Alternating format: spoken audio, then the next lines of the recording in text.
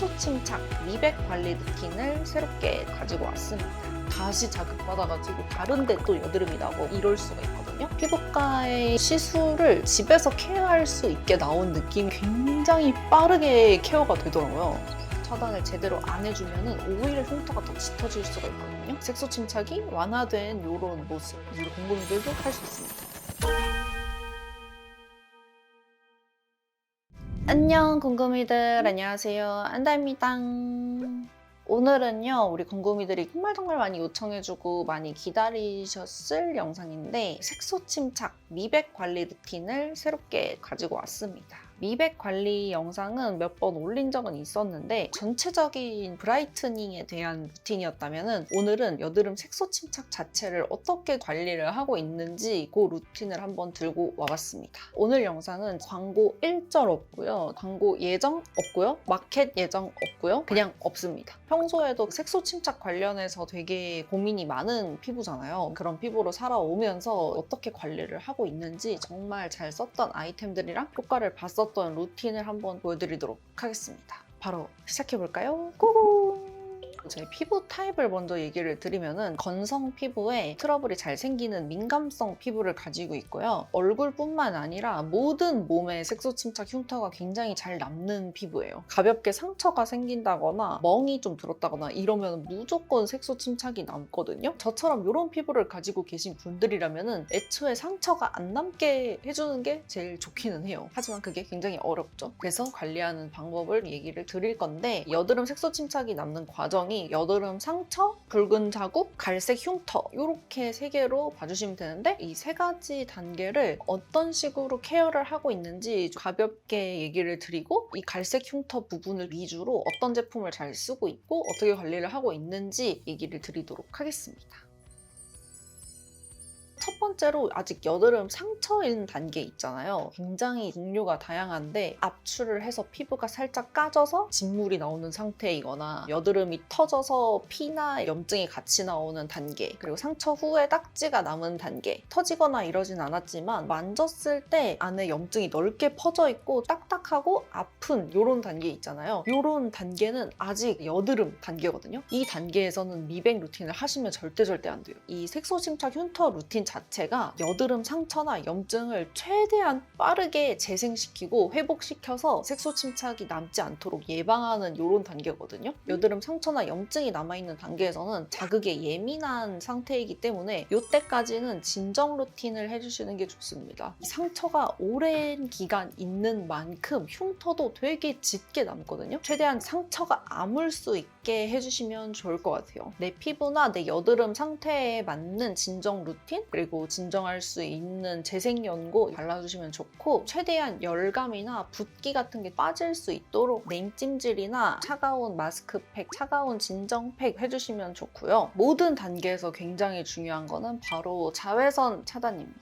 선크림 꼭 바르라고 항상 얘기 많이 하잖아요. 특히 저처럼 침착 많이 남고 이런 분들은 자외선 차단이 진짜 중요하거든요. 상처 단계에서도 자외선을 많이 받게 되면 색소 침착이 남을 확률이 굉장히 많이 올라가요. 선케어도 열심히 해주시는 거는 굉장히 중요합니다. 한 가지 잘 쓰는 아이템이 케어 플러스의 상처 커버 스파 패치 제품인데, 써봤던 하이드로콜로이드 스파 패치 중에서 진물 흡수가 굉장히 잘 돼가지고 잘 쓰는 제품인데, 저는 메이크업을 많이 하다 보니까 진물이 나는 친구들은 메이크업도 안 올라가기도 하고 상처 위에는 메이크업을 하면 안 좋기 때문에 요거 붙여주고 많이 하고 있습니다. 패치 붙일 때 유의해야 되는 게, 붙일 때 최대한 깨끗하게 손이나 이런 것도 소독하고 붙여주시는 게 좋고, 붙였을 때 2-3시간 있다가 빨리빨리 떼어내는 게 아니라 최소 6시간에서 8시간 정도는 계속 쭉 붙이고 있는 게 좋거든요. 패치 붙이고 하얗게 어느 정도 올라올 때까지는 계속 붙이고 있는 게 좋아요. 그래서 저는 아침에 붙였다가 저녁에 떼어주거나 자기 전에 붙였다가 아침에 떼어주거나 이런 식으로 하고 있거든요. 너무 24시간, 이틀, 3일 이렇게 붙이면 붙이면은 오히려 또 안 좋기 때문에 이 시간 지켜주시는 게 중요하고 붙였다 안 붙였다 이러면 오히려 안 좋거든요. 한번 붙이기 시작하면 이 상처가 어느 정도 나을 때까지는 교체하면서 계속 붙여주시는 게 좋아요. 이것들 조금 지켜주면서 붙이시면은 진물 나는 여드름 같은 경우에는 조금 더 빠르게 케어를 할 수가 있거든요. 그거 조금 기억해 주시면 좋을 것 같습니다. 마찬가지로 열감이나 붓기 같은 것도 같이 다 케어를 해주시면 좋아요. 저는 패치 붙인 상태로 마스크팩도 해주고 이렇게 하거든요. 여기서 기억해야 되는 거는 상처를 빠르게 없애는 거, 그리고 미백 루틴 하지 않기. 두 번째 단계인데 어느 정도 상처 케어가 돼서 새살이 올라와 있고 붉게 자국이 남아있을 때 있잖아요. 이때 케어하는 방법인데 1단계랑 3단계 사이잖아요. 그래서 사실 루틴도 그 사이거든요. 상처가 났고 새살이 올라왔으니까 이제 미백 루틴 시작해야지 하고 시작하면 다시 자극받아가지고 다른데 또 여드름이 나고 이럴 수가 있거든요. 이 단계에는 붉은 자국이 혈관이 확장되어가지고 붉게 보이는 단계거든요. 붉은기도 너무 오래 두면은 오래 둔 기간만큼 갈색 흉터도 더 진하게 남고 더 오래 가요. 이 단계도 급하게 넘겨줘야 되는 단계인데 혈관이 확장돼 있는 이런 것들을 진정시켜주고 흉터로 되지 않게끔 미백 단계를 약간씩 해주는 단계라고 봐주시면 될 것 같습니다. 색소집착 흉터 관리 단계 자체가 굉장히 다급해요. 시기를 약간 놓쳐버리면 흉터가 굉장히 오래 남게 되더라고요. 빠르게 집중해서 하면은 또 빨리 진정이 되거든요. 최근에 우기님 메이크업 촬영할 때 피부가 완전 확 뒤집어졌었잖아요. 그것도 나름 많이 진정이 된 상태였었거든요. 그전엔 아예 촬영도 하지 못할 정도로 진짜 많이 뒤집어졌었는데 일주일 정도만 케어를 해줘도 색소 침착이 완화된 이런 모습 붕붕이들도 할 수 있습니다. 이 단계에서는 진정과 함께 미백을 살짝씩 해주시는 게 중요하고요. 한 가지 더 챙겨줘야 되는 게 각질 케어랑 보습이거든요. 저는 몸이 워낙 건조하고 각질이 많은 피부잖아요. 각질이 많으면 색소 침착이 더 잘 남거든요. 그래서 이 각질을 케어를 해주는 게 중요한데 완전 각질 다 없애겠다고 스크럽하고 닥토 빡세게 하고 세안할 때 빡빡빡 하고 이러면은 절대 안 돼요. 여드름 상처가 붉게 남아있는 경우에는 그 부분이 열감이라든지 부어 있잖아요. 각질이 잘 생기고 건조해지거든요. 진정 루틴은 똑같이 해주시면서 부분적으로 보습 크림이라든지 재생 크림 이런 거 발라주셔도 좋고요. 개인적으로 이 단계 때 각질 케어에 효과를 봤던 방법이 따뜻한 물로 각질을 케어해주는 방법을 많이 썼거든요. 두 가지 방법이 있는데 첫 번째는 도톰한 화장솜을 따뜻한 물에 적셔서 그 부분에 올려놓는 거예요. 그러면은 스크럽 할 때처럼 이렇게 벗겨지는 게 아니라 불면서 약간 녹아내리거든요. 순하게 각질을 케어할 수 있어요. 두 번째는 바로 목욕을 하는 건데요. 반신욕을 하고 있으면 뜨거운 수증기가 올라오잖아요. 얼굴 피부도 뜨끈뜨끈하게 불거든요. 겉에 있는 각질이 불어서 많이 벗겨져요. 피부가 너무 예민한 상태일 때는 이 방법을 많이 써주는데 이것도 살짝 유의를 해야 되는 게 아까 열감 진정이랑 이런 게 중요하다 그랬잖아요. 근데 뜨거운 물로 불린다? 열감은 진정시켜줘야 되는데 각질은 또 불려야 되고 굉장히 어려운데 화장솜 팩이든 반신욕이든 해주고 나서 차가운 마스크팩이라든지 냉매 마사지기나 달바 기기에 있는 쿨링 모드 같이 피부 열감을 확 잡아주시면 돼요. 또 피부가 뜨뜻했다가 차갑게 확 해주면은 열감 진정이 굉장히 빨리 잘 되거든요. 그래서 전 이 방법을 좀 많이 쓰고 있어요. 이 단계 때는 가볍게 미백 세럼만 살짝씩 섞어서 해주고 있거든요. 토리든의 비타C 브라이트닝 앰플이랑 센텔리안 24의 엑스퍼드 마데카 멜라캡처 앰플 맥스입니다. 아마 이 두 개 제 영상에서 많이 나와서 아실 것 같아요. 토리든 같은 경우에는 피부 너무 자극적이고 이럴 때 순하게 가볍게 미백 제품 썼고 싶을 때 사용하고 요거는 조금 더 고농도의 제품이거든요. 요거는 조금 더 효과를 잘 보고 싶을 때 피부가 진정이 많이 되고 미백을 조금 더 세게 해야겠다 하고 싶을 때 이 친구를 같이 사용을 해주고 있습니다. 둘 다 저한테 엄청 자극적이지는 않았어요. 이 토리드는 비타민C 유도체 제품이고 요건 글루타치온이랑 비타민C가 들어있는 제품이라 가지고 진정 루틴에 조금씩 섞어가면서 이 케어를 해주고 있고요. 레돈네산으로 정말 많이 비우고 정말 많이 쓰는 제품이에요. 미백 제품들 잘못 쓰면 피부가 너무 뒤집어지고 너무 자극적이고 이랬어가지고 못 쓰는 애들 많거든요. 그런 애들은 겨드랑이라든지 팔꿈치 이런 데에 많이 사용을 해주고 있어요. 마지막 세 번째 색소 침착 갈색 흉터 단계인데 여기가 아주 중요한 포인트죠. 사실 이 앞에 2단계까지 내가 케어를 잘 해줬다 하면은 이 3단계 때 오히려 할 일이 굉장히 없어져요. 색소 침착이 되게 연하게 남아서 가볍게 미백 제품 해주면은 금방금방 없어지기는 하거든요. 근데 약간 케어를 잘 못했을 때 갈색 흉터가 진하게 남았을 때 이럴 때는 미백 루틴을 굉장히 길게 꼼꼼히 가져가야 되겠죠. 제가 여기서 잘 쓰는 친구들을 소개를 해줄 건데 첫 번째로는 성분 에디터에서 나온 멜라샷 기기거든요. 뷰티 디바이스인데 이거는 의료기기로 나온 디바이스거든요. 저 진짜 마켓 예정 없고요. 받은 거 없고 제 돈 계산으로 쓴 거거든요. 눈에 보이게 효과가 좋아가지고 정말 잘 쓰고 있고요. 제가 피부과에서 레이저 토닝 굉장히 많이 받아봤거든요. 효과가 진짜 좋기는 해요. 한 번만 받아도 굉장히 잘 없어지고 이러거든요. 근데 단점은 너무 자극적이에요. 자극된 피부를 케어하는 게 너무 오래 걸리더라고요. 딱지 같은 것도 남고 이러다 보니까 메이크업 하기도 너무 어렵고 이런 과정들이 많아서 색소 침착이 진하게 남았고 케어할 시간이 된다. 일주일 동안 촬영을 할 일이 없다. 이럴 경우에는 가서 받기는 하는데 평소에는 좀 무리인 부분이 있다 보니까 어려움을 느끼고 있었는데 이게 피부과에 있는 시술을 순하게 집에서 케어할 수 있게 나온 느낌이라고 해야 되나? 레이저를 조사하는 그런 방식이거든요. 갈색 색소 남았을 때 사용을 했는데 그냥 미백 루틴 하는 것보다 굉장히 빠르게 케어가 되더라고요.